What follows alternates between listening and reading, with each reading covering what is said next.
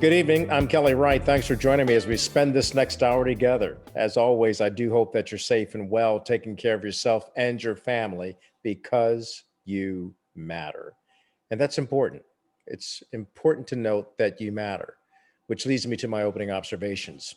You see, we the people, in order to form a more perfect union, must no longer stand divided, but work very hard to become united. So in tonight's program, we're going to talk to a couple of people about healing the racial divide and to stop the polarization that we have in our country post-election and, of course, post the sad realities of the racial injustice that goes on in this country. We must address it. So we'll talk to a couple of guests today who will help us understand from preschool to adulthood how we deal with the dilemma of polarization and racialization in this country. Many people have stated very clearly, enough is enough. It's time to come together. It's time to heal as one nation under God, indivisible with liberty and justice for all. For all, not some, but for all. And those are my opening observations.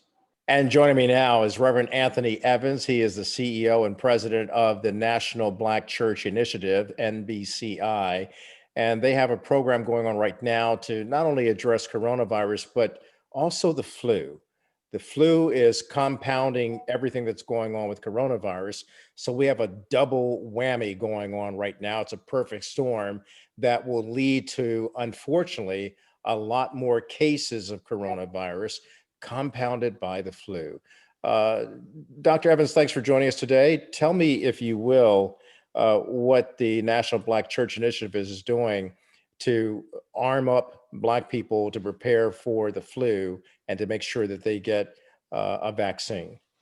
Well, Kelly, as you know, that we are a health initiative, and we have physicians, African Americans, qualified infectious physicians, who has urged us over the past several months to launch what in our history will be the largest health campaign ever by the Black Church.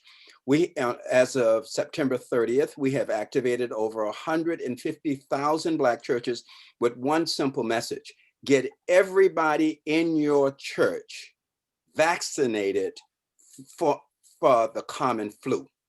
And as you know, that many of our experts from the National Institute of Health, CDC, HHS, and the Coronavirus Task Force is urging all Americans to be vaccinated in this flu season as what we consider in the Black church as a first defense against COVID, largely because when you deal with COVID and you deal with the common flu, they have similar symptoms. So therefore, one will not even know whether or not they have COVID-19 or the common flu. But if you're vaccinated against the common flu, that is a defense, a protection against COVID-19. And I'm not saying it will protect you against COVID-19. Okay. It's just a first defense. That's what we call it, is the first defense against it, because we have nothing, of course, to protect us against COVID-19 other than the vaccines that is coming down the road. And we won't get that until late next year.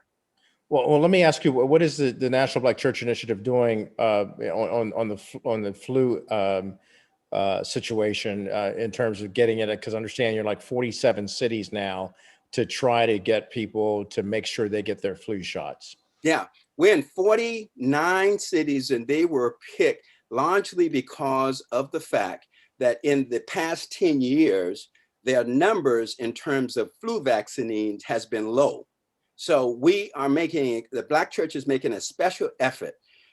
We have one volunteer per congregation around the country. We call that a congregational volunteer. And his or her job is to inform the pastor, inform the official board of the church, and to encourage everybody in that particular congregation to get their flu shot, sort of that teach one, reach one type of analysis. And basically what we are saying is that please get your flu shot this year, because it is a first defense against what is COVID-19. Just a first defense. It's not a solution to it. It's just a first defense against it. Well, Dr. Anthony Evans, we thank you for bringing this to light. And a lot of people will no doubt try to follow up with this, where can they contact the NBCI organization to get the places that they need to go to? All you have to do is go to our website, www.naltblackchurch.com, and all the information that you need is up there. It is a direct link to us, and we will put you in touch. If you're calling from Kentucky, we will put you in touch with the Kentucky health officials, Tennessee. Memphis is a huge problem, and I told the state Tennessee health people they need our help in Memphis, and we have not been able to coordinate that with them. But it's a huge problem in Vegas and Memphis, and it's really sad that what's going on. But we're going to give it our best, as you well know. All right. Thank you for keeping us informed and making us aware of the need for making sure that people get their flu shots. It is definitely needed. Thank you, sir. Appreciate you being on the program. Again, thank you so much. And we'll be back with more after this.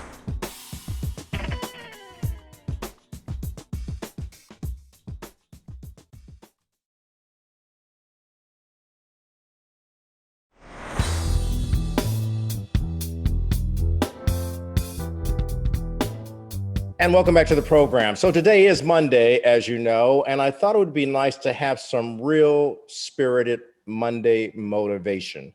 It's so important that we keep ourselves motivated and our eyes on the prize.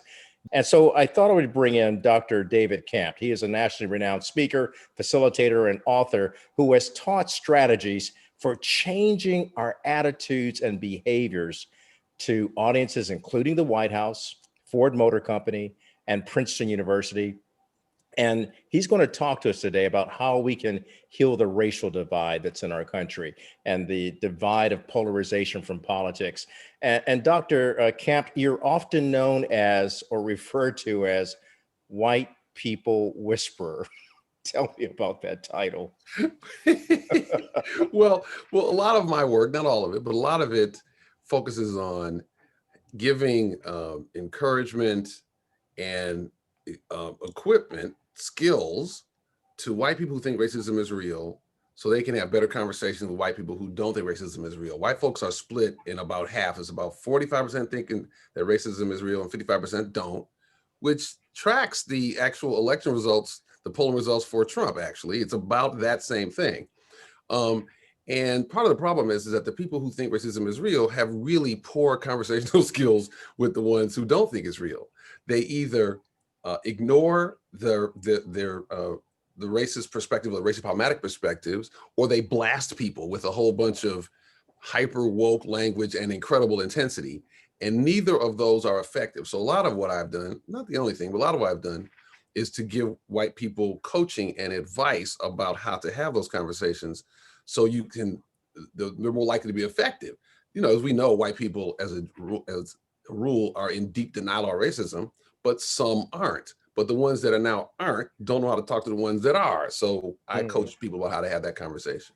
And you know, a lot of times when Black Americans bring or call attention to racism, it's often marginalized, disputed, and denounced by quite a few whites who disagree with it and refuse to believe that it happens.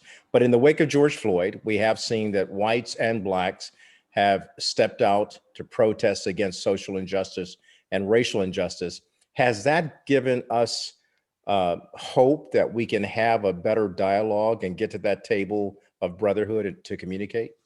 Well, obviously that was incredibly unfortunate. It was, a tragedy. So it was tragedy, period. Yes. And as George Floyd's daughter said, he changed the world. I think in the long arc of racial justice, that horrible death that we all had to witness will ultimately be very good for the long run arc, even though it's a horrible thing. I wish it had not happened. Yeah. Does it give us hope? Well, certainly the fact that after that happened, 26 million people, mostly white, came out to protest is something we all witnessed and something that is forever etched in America's memory. So and then there was controversy around that because 7% of those protests were violent, but of course the whole rhetoric among a certain group is that they were violent protests. Mm-hmm. So what that does is it does many things, and one of them is to reveal that sort of vicious, horrible racism that we think of as pervasive and was pervasive 100 years ago, 200 years ago, et cetera. That is still around. And we see that there's a fair amount of people who have a recognition that something is wrong with our system. And so for the rest of our lives, we have something to talk about. And given the level of denial that the 55% of white folks are in, it's valuable to have something to talk about that we cannot ignore. That's a valuable thing for the culture, and it's valuable for the white people who need to be having that conversation. I think that the racial divide can be healed, but part of what we have to recognize is that a lot of that conversation might be better off happening within groups, because when I talk to a white person who's in denial about racism, a whole bunch of things happen. Like, one, they're activated by my very presence at some level, right? They go into a certain defensive crouch just by that. Second, I'm mad at them because their whole perspective is to deny something I know is real. So I'm activated too, right? Yeah. So that's not necessarily helping the conversation either, right? And so part of the reason that I stress this other kind of conversation, and of course I've been doing cross-racial dialogue work for years, and I still believe in that. I think we've underinvested as a society in that. But part of what happens in the white-on-white conversation is that you have less racial anxiety, that anxious, that they're not anxious that, I'm going to be judged as a racist. That's one thing that's less in a white-on-white conversation. But what's critical, what I teach people is that white folks think racism is real. A core thing they need to do is to own up to their own racially problematic thoughts that happen sometimes. Because part of what happens is, the mistake people make now is they go, you're a racist, society is racist, me, I'm fine. And that's not very inviting, right? It's much better to say, I have racially problematic thoughts sometimes, and I'm not a racist person. And it looks like all these people are complaining about racism. I wonder if it's true. Do you ever have those thoughts? It's a whole different kind of invitation. I cannot make that invitation as easily. Black people are subject white superiority thinking. We're all subject to that, but it's a whole different kind of a feel for a Black person to talk about that. First of all, it's hard for a Black person to admit that to a white person anyway, but it's a different kind of a feel for a white person to invite another white person. Let's be honest about what we really think sometimes, right? It's a whole different level. So that is why I try to push that. And I think that the opportunity, again, Mr. Floyd's death was tragic and horrible and brutal. And the thing, I think but ultimately it's a resource to shift the conversation in a positive way. Talking to Dr. David Camp. We're going to take a break and come back to talk about what the president-elect is talking about with regard to healing this nation of racism. That and more after this.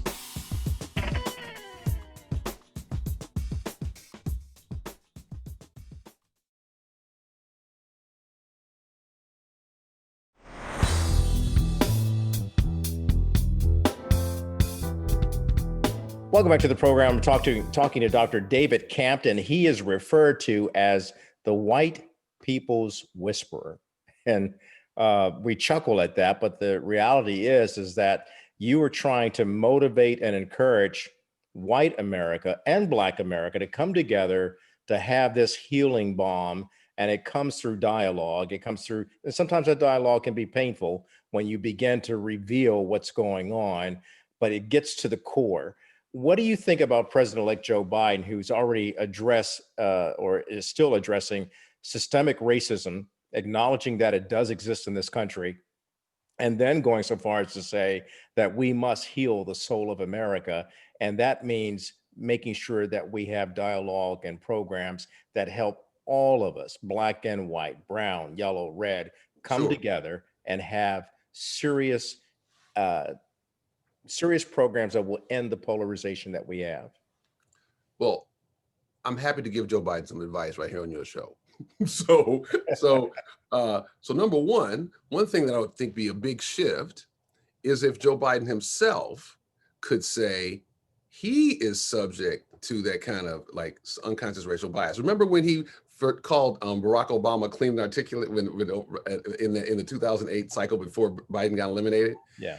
So think of the transformative power of if he said, as a white man who was born in the 40s, of course I'm subject to racially biased thinking, even though I've worked my whole life against it. I think that would be a transformative thing. That's one thing that just shift the discourse. The second thing, and he's already talked about putting together programs to deal with the policy issues, with the inequities, and those are vital to do. And I expect him to do that.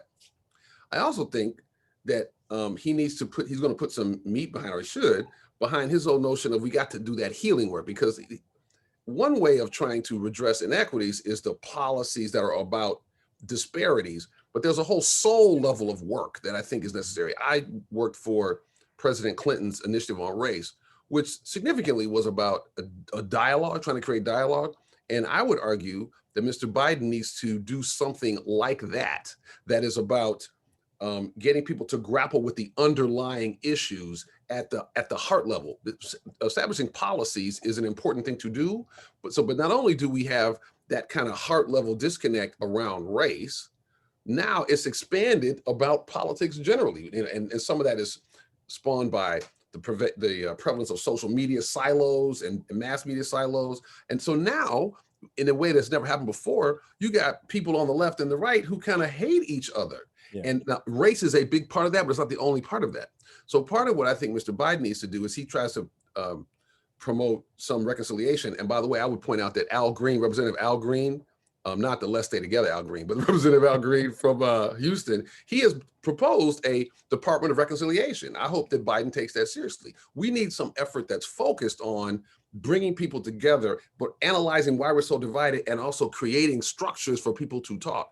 And the truth is, now that we're all stuck inside the house, I think that what we're doing now on Zoom might provide a mechanism for people to talk across party lines and racial lines, but especially across party lines. Because again, I think that some of that racial conversation is better off within group, but still it provides a way for us to more safely talk to each other, which I think is really important.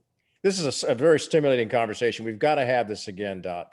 Because I appreciate having it, and I just want to make sure that people know that I have a product that's debuting today.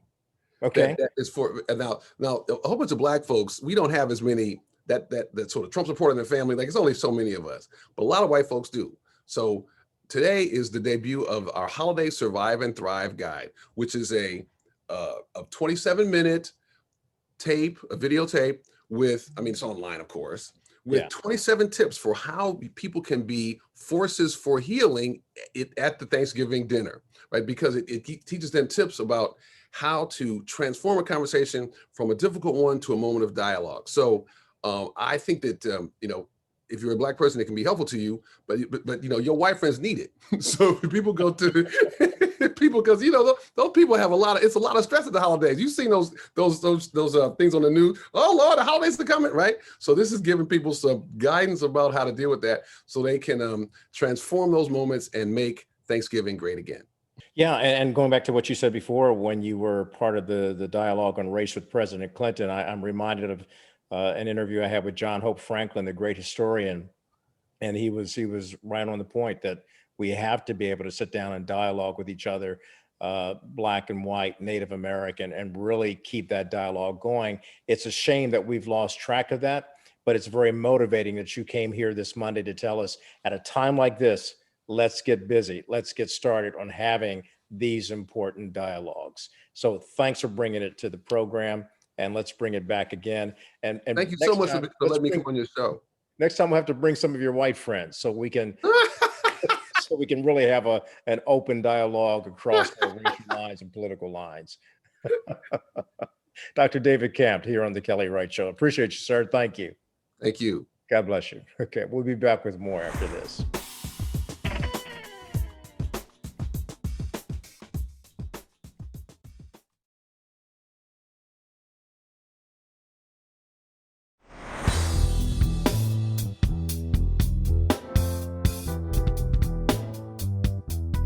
Welcome back to the program. My next guest is Beverly Hills surgeon, Dr. Roddy Raban, affectionately known as Roddy by friends and family. He is a Los Angeles and Beverly Hills native, and Dr. Raban completed much of his higher education just blocks away from his current practice there in Beverly Hills. He recognized from a very young age his love for science, medicine, design, and architecture. And it's really nice to have him on tonight's program to talk to us about plastic surgery with regard to African Americans and their desire for certain plastic surgery procedures that are necessary. Yet in the midst of COVID-19, a lot of elective surgery, as many of you know, has kind of been put off, but it's come back. Dr. Roddy Raban, welcome to the program. Thank you for having me. I'm excited to be here. Did you find that Black Americans are seeking plastic surgery for other values to their lives, like taking care of keloids and things of that nature? Yeah, I mean, I think, something that is, I think, not 100% unique to African Americans, but certainly quite common and concerning for African Americans is the idea of keloiding. So I want to really kind of emphasize this because for many African American patients who want to seek aesthetic surgery to benefit their lives, whether it be their nose or their breast reduction or their mommy makeovers, they're often worried and fearful about the potential for keloids. So let me give you this explanation because I think it's really important. A keloid, in its truest definition, is a scar that grows well beyond its confounds. So hypothetically, common ones, I pierced my ear and now I have this huge grape-sized scar around my ear. I had a breast reduction and my scars are terribly, terribly large. So that's a keloid. That's very specific, and believe it or not, it is quite rare and uncommon. What is common is something called hypertrophic scar, which is a fancy way of saying crappy scar. A crappy scar is a scar that just doesn't heal well. It's thick and it's raised and it's dark and it's ugly, and it's what we all know, whether it be from a gallbladder or a C-section. And while African Americans are slightly higher at risk for those, that's different than a keloid. A keloid is like a genetic predisposition, and a very, very small subset of people get keloids. And often what happens is an African American patient will have, I don't know, their gallbladder removed. And at the time, the closure of the wounds by the general surgeon is done poorly.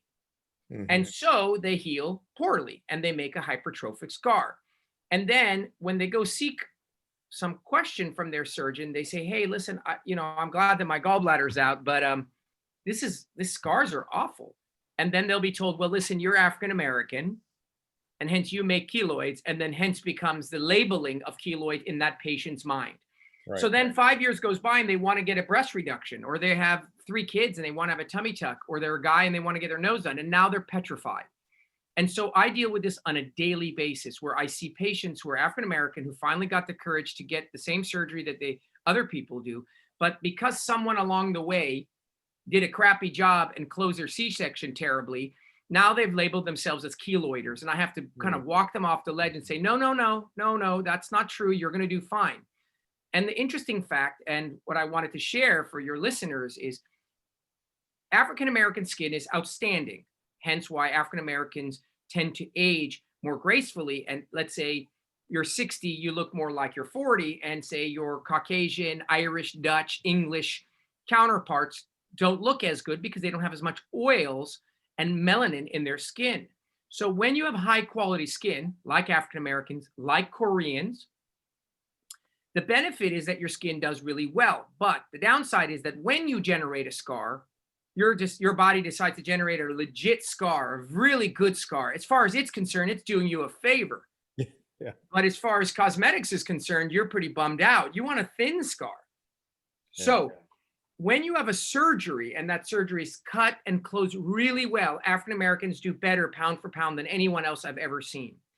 When you get a home tattoo, or a dog bites you, or you get some traumatic scar, then you heal poorer than anyone else. I'm talking to Dr. Roddy Raban. I'm going to take a break, and when we come back, I'd like to talk about the great amount of charitable work that you have been doing for many years through your practice. And such an important work, and I want to commend you for that. We'll talk about that in just a moment.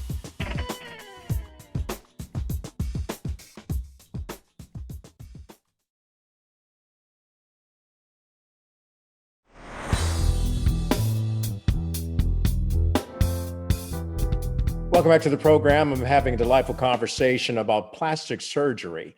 And really, the foremost guy here to talk to me about it is Dr. Roddy Raban. He is one of the tops in the business. He operates a practice out of Beverly Hills. We were talking just a moment ago about African Americans and their penchant for having more plastic surgery done for a myriad of issues and getting over the stigma of that. There's something else that I noticed that you do.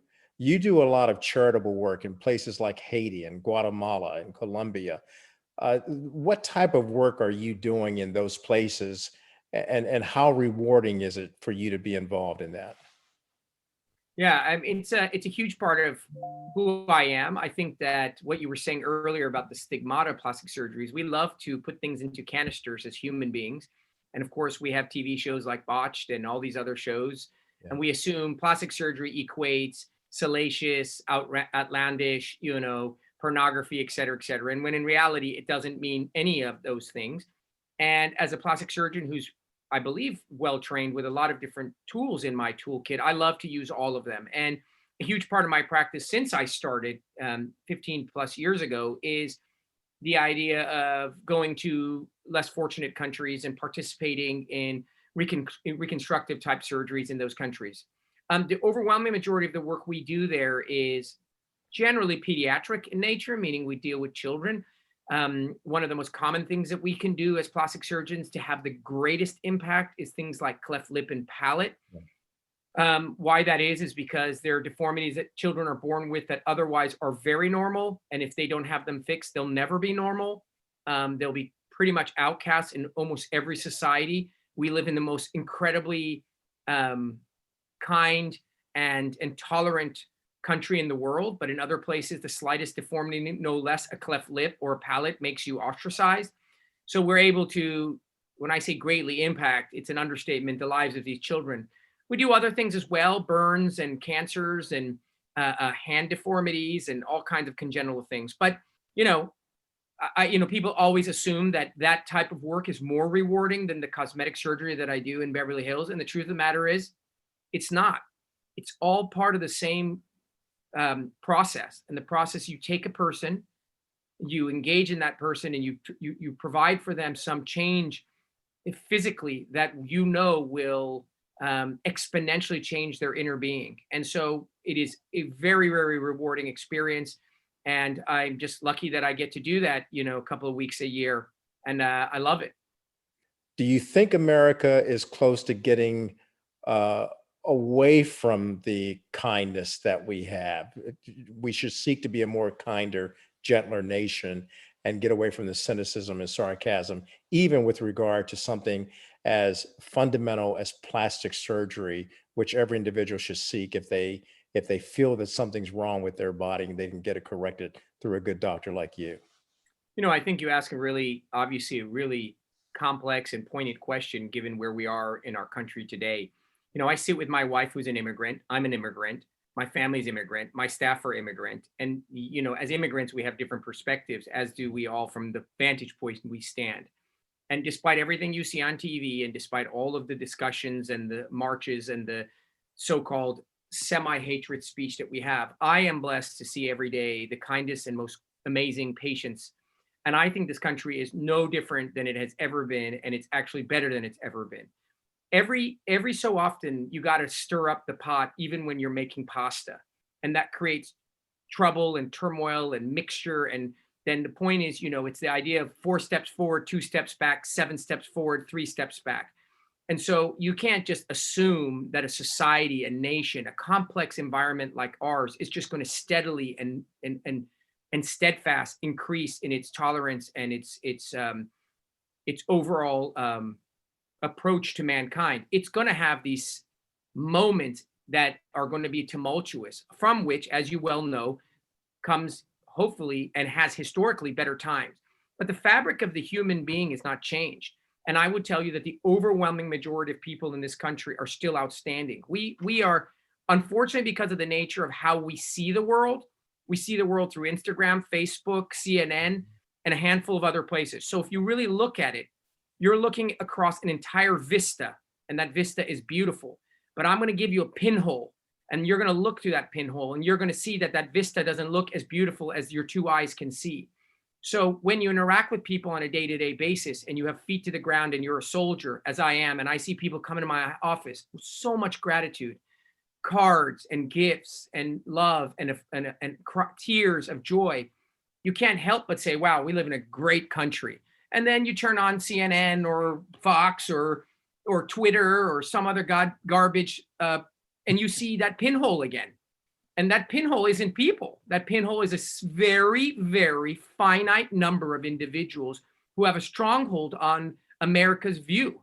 And, you know, I don't care where you go. It could be Chicago, it could be Baltimore, it can be LA. The overwhelming majority of Americans are amazing. And I don't think that to be different. It doesn't matter if you're Republican or if you're Democrat, it doesn't matter. There's some amazing people in this country. We just got to get rid of the pinhole. Dr. Roddy Raban, love that. Well said. Good to have you on this show. Come back anytime. Well, it was a pleasure, and thank you for having me. I appreciate it. Absolutely, my friend. Keep doing what you do, which is great. Helping a lot of people be inspired. Thank you so much. Okay. We'll be back with more after this.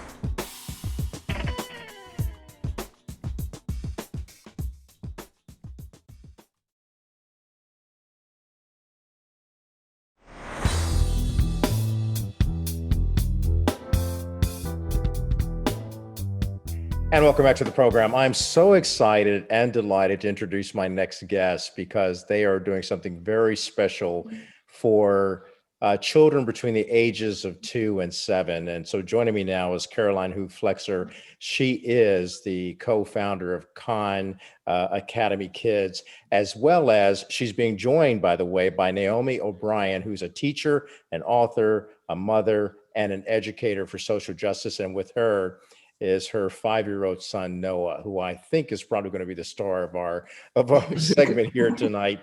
Caroline, let me begin with you. This is a wonderful program that you've launched upon to actually teach young children about appreciating diversity and getting beyond color and helping us understand, even at that age, how bad racism can be. Tell me how you embarked upon this and why. Yes, so Khan Academy Kids has a mission of a free world-class education for anyone, anywhere. And as part of that, we've focused on the kids ages 2 through 7 and offer a free program that teaches reading and math and social emotional skills. And a core part of the social emotional curriculum that we have is teaching children about diversity and their identity and being fair. And so a few weeks ago or months ago at this point, we got in touch with Naomi and we had heard from her that Noah was using Khan Academy Kids. And so we started talking about what we could do together. We found out that she's a teacher and I saw one of the videos that she had created with Noah just about a conversation, and they were talking about race. And so we thought that would be wonderful to include in our Circle Time, which is a new series that we've started during this pandemic for children to read stories and do activities with us. You know, it's fascinating because when you start this early to really teach a child how to appreciate how he or she looks and appreciate how another looks, and you realize that we're all the same. It's just so refreshing to see that this is happening at an early age because it bodes well for our future, does it not? Absolutely. And research shows that very young children develop racial bias even before age 5. And so we just thought that having these conversations with friends and with their parents and caregivers and at school is just so important, just to start very early. Naomi, you're an author, you're a teacher, and you're the mother of your 5-year-old son, Noah. And so tell me how this became an important dialogue between you and your child about teaching the fundamentals of appreciating each other regardless of the color of the skin. Yeah, so even before I had Noah, I've been teaching for over 10 years. It was something I always brought into my classroom as well. And through picture books, I would have these really important conversations about race and diversity and racism and what to do if they see it or hear it or experience it. what they can do to either be an ally or what they can do to advocate for themselves. So when I had my son, it's something that I started from a really early age. And when he was younger, it was more just pointing out different cultures and different races and backgrounds and appreciating the differences. I know that a lot of people like would always push back and say, oh, you're pointing out differences. That's creating more divisiveness. And it's like, it's actually not. Like, I'm teaching him to notice it and appreciate it, see the differences and not think that they are weird or scary or less than, but see them and think of them as cool and interesting and something to learn more about. So it's something that I've always done in my classroom and then brought into my household with my own children. And then as he's grown older and has had to, he's not in school right now because of the pandemic, but be around other kids or notice, things of how people are being treated, then we've had to shift our conversations to race and racism and talk about what to do if we experience it or if we see it or hear anyone talking about it, like how he can stand up for himself. And then also I always have to balance it with affirmation, like there is racism in the world, but also because something that he used to say when he was younger, like maybe 3, is like, well, like we should change, or what if we changed our skin? That would help. And always having to drill into him and even my students, like, it's not us that needs to change. It's other people that need to change the way that they view skin color if they have, negative thoughts about people's skin colors. So it's just really important to me because I want him to grow up to be aware of the way the world works, but to also be proud of himself as a little Black boy. Now, Noah, I have a question for you. What? Now, people are different, right? Right. Do you think that diversity, people being different, means that somebody is good or somebody is bad? No. Why not? Because we don't know them. We don't know them. We have to get to know them, right? Right. What do you think about diversity? What do you think about people that look different from each other? Different skin color, different hair color, different height, short and tall. Some wear glasses, some people don't. What do you think about that? I think it's great. I think so too. I think it's beautiful.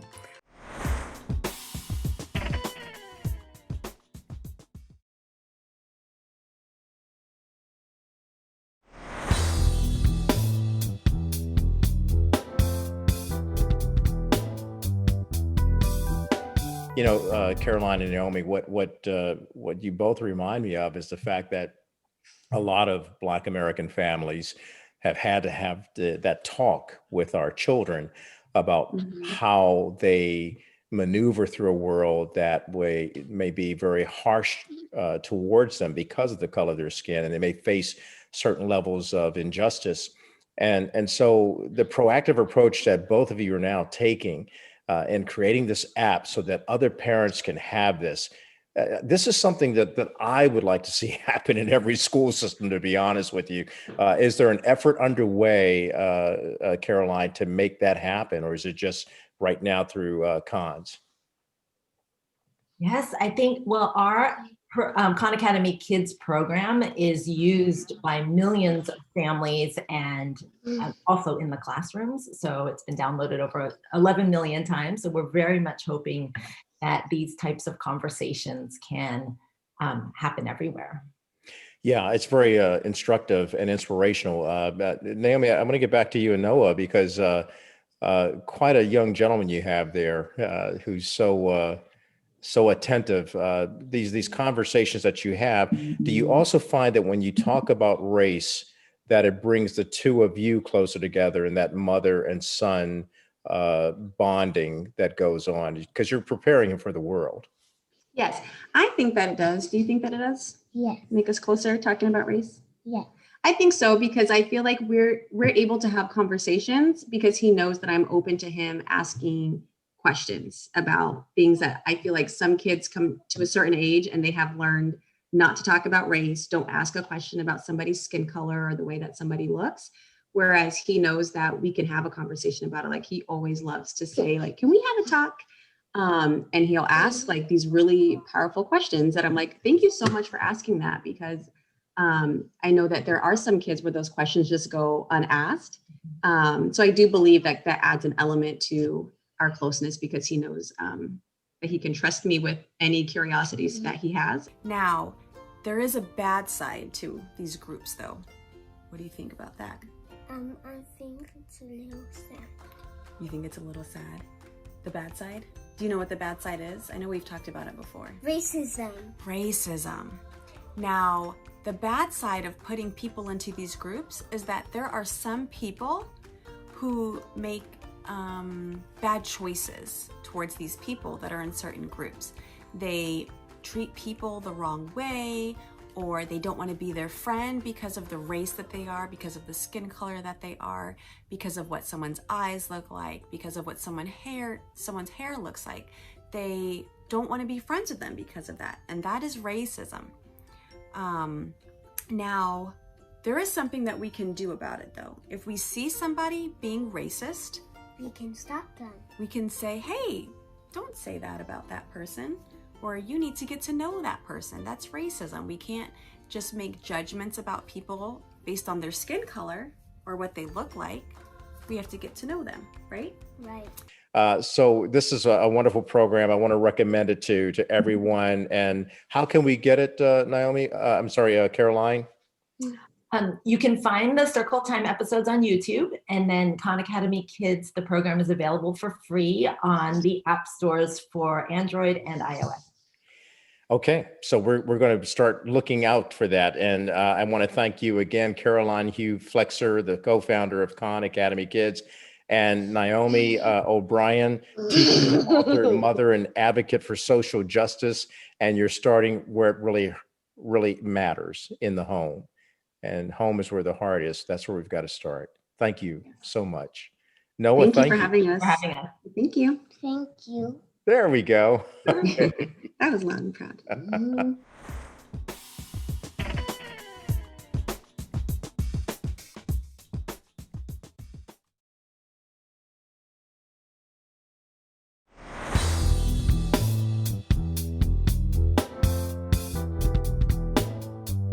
And welcome back. I'd like to thank all of my guests who appeared on tonight's program. And I especially want to thank each and every one of you for taking the time out of your busy schedule just to watch. I appreciate you.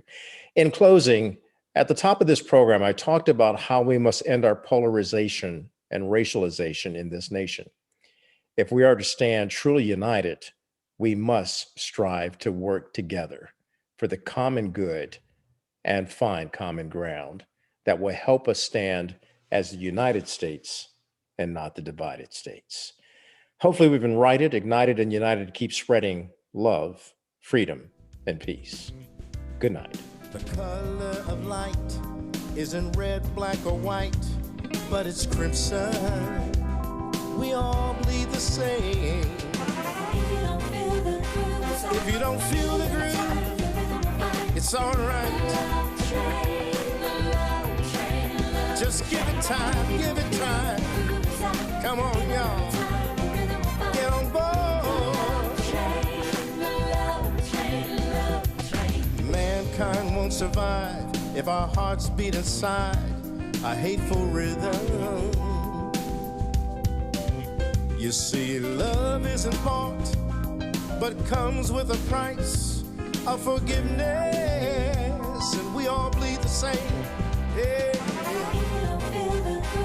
If you don't feel it now, just wait. It's coming on, the love train.